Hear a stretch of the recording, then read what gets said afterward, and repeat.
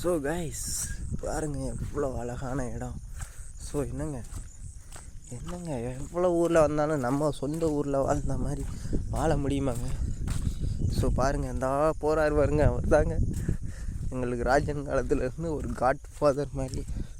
அவரை வீடியோவில் போய் பக்கத்தில் காமிக்கிறேன், சீக்கிரம் போயிடலாம் வரைக்கும் போய். ஸோ வருவாருன்னு ஸோ வந்தாச்சுங்க நம்ம ஊர் வயக்காடு. அது பார்த்தீங்கன்னா தெரியும் தான், நிற்கிறார் பாருங்க எவ்வளவு.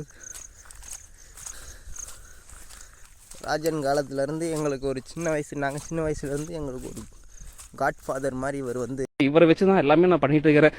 இவரு தான் தெய்வம், ஏதாவது சுய கட்டுப்பாடு, சுய ஒழுக்கம், அன்பு எல்லாத்தையுமே கொடுக்குறது இவரு தாங்க.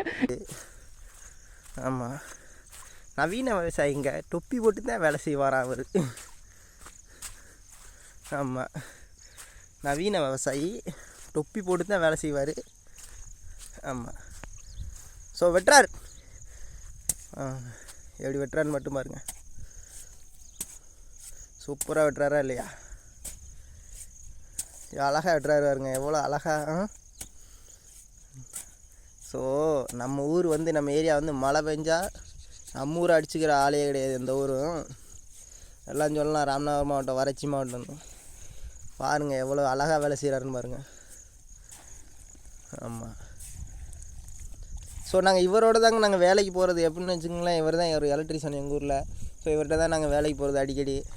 ஆமாம், பார்த்தீங்கன்னு வச்சுக்கோங்களேன், சம்பளம் கம்மியாக தந்துடுறாருங்க. 500 கொடுத்துட்டு மிச்சம் 800 300 எடுத்துக்கிறாரு. ஸோ அது நீங்கள் என்னென்னு கேளுங்க எப்படின்னு அவர்கிட்ட. முதலாளி, இந்த கடையோட வளர்ச்சி பணிகளுக்காக நான் இப்படியெல்லாம் கஷ்டப்படுறேன் பார்த்தீங்களா? மாசம் ஒரு 100 ரூபாய் சம்பளம் ஏற்றி கொடுத்தீங்க. அந்த டேபிள் போய் கவனி போ. சம்பளம். ஆமாம், ஸோ இப்போ வந்து என்னென்னா, கொடைக்காலன் எங்கேயாவது இருக்குமா? கொடைக்காலன் ஐயோ பாருங்க ஐயா, எங்கள் ஊர் எவ்வளோ அழகாக இருக்கு. ஆமாம்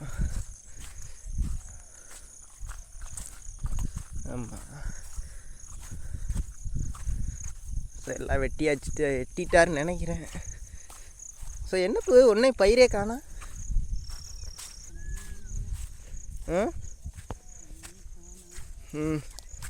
ஸோ அடுத்த வயலில் வெட்ட போகிறாரு.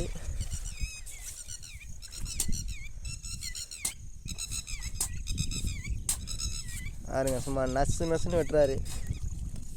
800 ரூபா சம்பளம் வாங்கி நீ ஓனர்கிட்ட, வீட்டுக்காரர்கிட்ட வாங்கி.